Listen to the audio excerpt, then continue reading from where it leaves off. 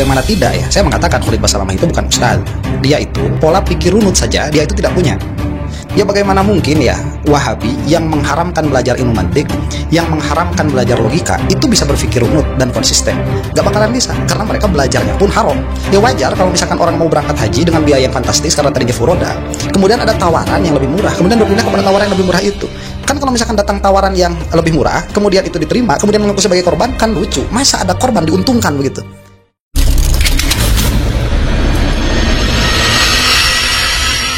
Media kembali dikejutkan dengan kabar Ustadz Khalid Basalamah, sosok yang berstatus sebagai Ketua Asosiasi Mutiara Haji di bawah naungan Uhud Tour, yang kini menjadi sorotan publik usai dirinya diperiksa penyidik Komisi Pemberantasan Korupsi terkait dugaan kasus penyalahgunaan kuota haji. Uhud Tour yang selama ini sudah terbiasa memberangkatkan haji melalui Puroda dengan biaya $31,550 atau sekitar Rp518.107,12 per orang. Namun belakangan pola keberangkatan berubah, di mana jamaah dialihkan menggunakan kuota khusus dari PT Muhibah, sebuah perusahaan milik Ibnu Masyur, yang kini fakta baru mengungkap bahwa visa yang dipakai dalam skema tersebut ilegal. Beragam pandangan mengguncang terkait kebenaran hal tersebut, hingga marak tokoh Islam ikut angkat bicara. Inilah yang menjadi wajib untuk kita mengungkap siapa Ustadz Khalid Basalamah sebenarnya. Maka menjadi penting asupan para tokoh Islam yang mengungkap hal penting ini. Selengkapnya mari kita bongkar dengan menyimak sampai selesai agar tidak salah paham. Bagaimana tidak ya, saya mengatakan Khalid Basalamah itu bukan ustadz. Dia itu pola pikir runut saja, dia itu tidak punya. Yang mana itu tercermin dari fatwa-fatwa yang dikeluarkan oleh yang bersangkutan. Kemudian iktikad, keyakinan yang dia yakini, itu pun demikian, tidak ada relevansi, tidak ada koherensi, tidak ada konsistensi. Yang mana saya dapat di pembelaannya itu sangat absurd, karena memang tidak konsisten. Ya bagaimana mungkin ya Wahabi yang mengharamkan belajar ilmu mantik, yang mengharamkan belajar logika, itu bisa berpikir runut dan konsisten? Gak bakalan bisa, karena mereka belajarnya pun haram. Yang mana pada akhirnya keluarlah pernyataan-pernyataan yang haram. Nah, di antara inkonsistensi yang dibicarakan oleh Khalid Basalamah adalah keadaan yang bersangkutan ini mengaku sebagai korban.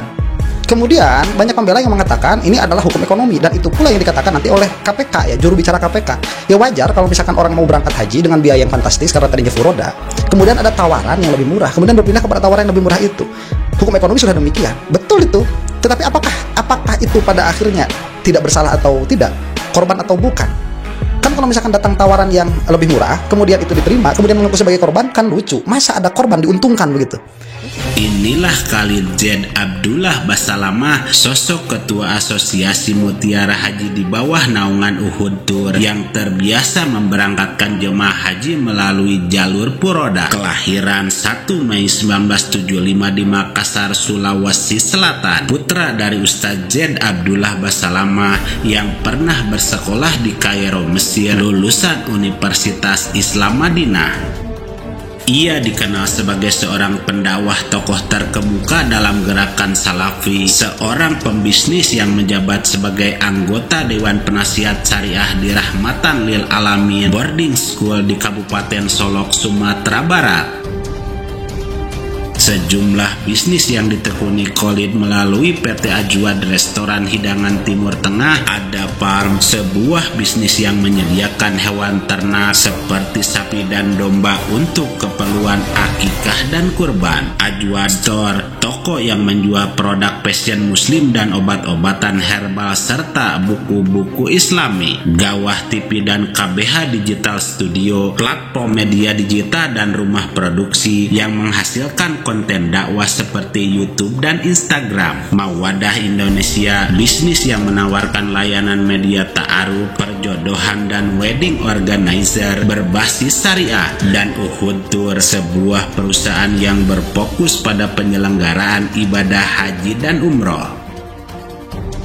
Sejumlah kontroversi yang pernah dialami diantaranya, ia pernah mengalami penolakan hingga pengajiannya yang dibubarkan oleh GP Ansor karena dianggap tidak sesuai dengan praktik keagamaan kaum Nahdliyin.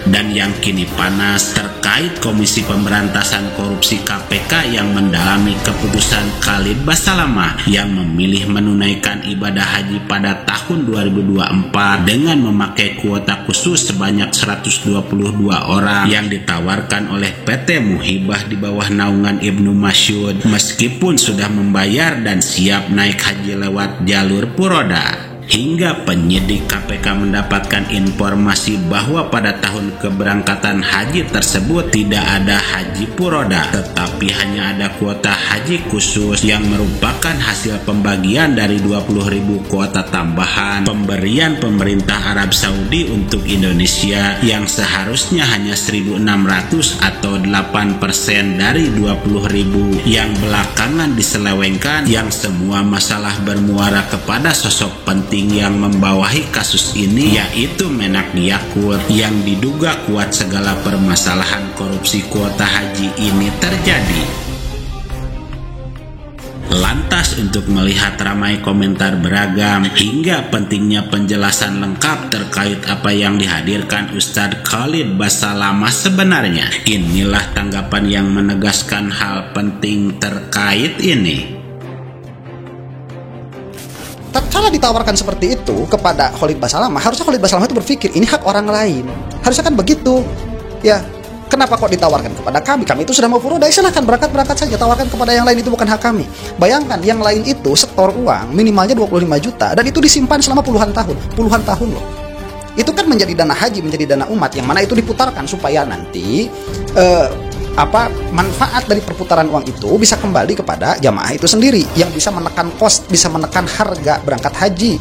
Nah ini orang tiba-tiba ya nabung kagak begitu, apa enggak, kemudian ditawari ada slot resmi dari pemerintah, main ambil aja. Itu yang saya maksud. Khalid Basalamah di sini tidak memiliki sense of justice, tidak memiliki nilai keadilan di dalam dirinya. Katakanlah Khalid Basalamah ini orang lugu sekali begitu ya, orang itu lugu sekali lah, tidak ada pikiran apa-apa di dalam dirinya. Orang soleh lah katakan demikian ya, karena bego itu enggak lazim juga sama tidak soleh begitu, enggak, banyak orang bego, soleh itu banyak. Katakanlah Khalid Basalamah ini soleh sekali, sampai-sampai dia itu tidak berpikir apa-apa, mau berangkat furoda, kemudian ada yang menawarkan visa, ya sudah ini dari pemerintah, saya mau pindah ke situ. Katakanlah demikian. Ini pada akhirnya akan menjadikan apa yang bersangkutan ini lalai di dalam hukum.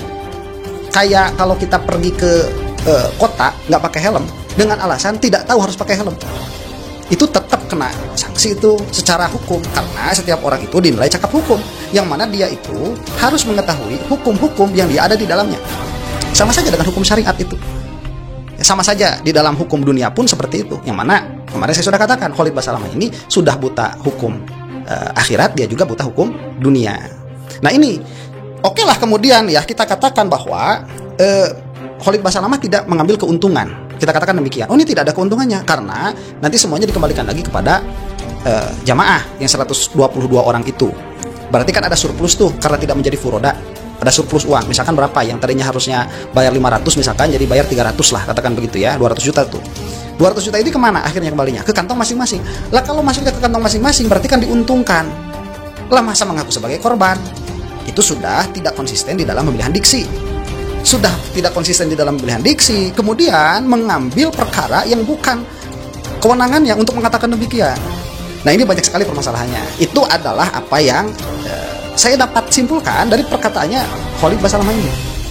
Tanggapan AA Guru Tigarut yang membahas Ustadz Khalid Basalamah secara langsung sebagai asupan dan bahan renungan kebaikan untuk kita terkait hal seperti demikian dalam pandangan Islam, sehingga pesan yang bisa kita ambil bahwa ketika seorang ulama terjun ke dunia bisnis, maka timbangan Allah harus tetap di tangan, karena ia bukan hanya berbisnis dengan manusia tapi juga dengan hati hati nuraninya. Ia tidak menjual kepercayaan umat demi kepentingan sesaat karena ia tahu bahwa subhat adalah wilayah kabur yang bisa saja menjerumuskan. Maka ia akan memilih jalan terang dan menolak tipu daya serta mampu membuktikan bahwa berbisnis dengan jujur dan amanah adalah bagian dari dakwah.